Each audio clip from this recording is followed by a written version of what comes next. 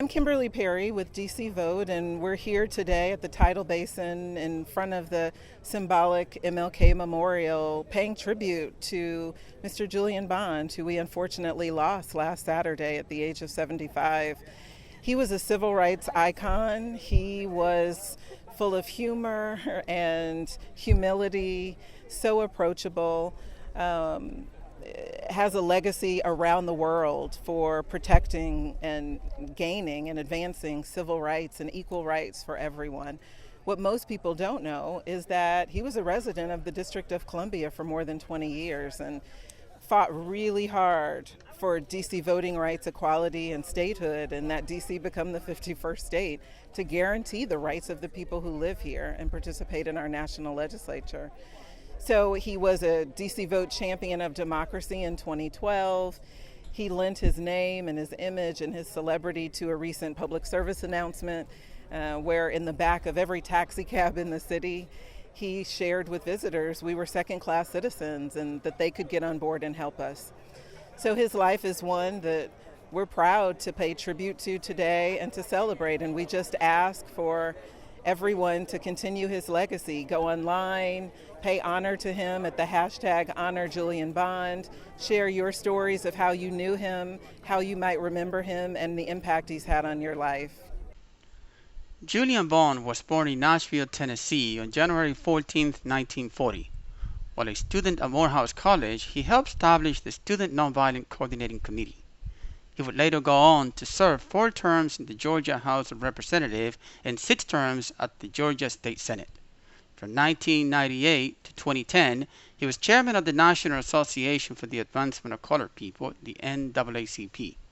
For some time, Mr. Bond lived in Washington, D.C. and was also a frequent visitor to Washington, where he spoke at events. One thing we don't think about, I think, at least don't think about it enough, is that in the early 50s, middle 50s, late 50s, there was this great purge of progressives from the NAACP, from the Civil Rights Movement, from academia, people who were to the left of center, found it hard to get a job.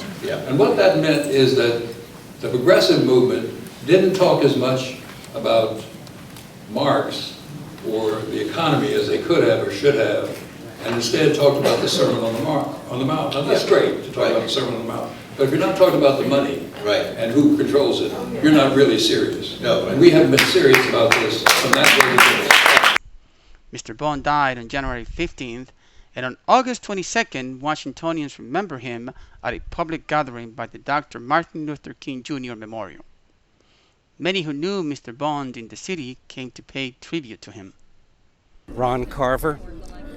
In 1964, I graduated high school, and the next day went down to Atlanta.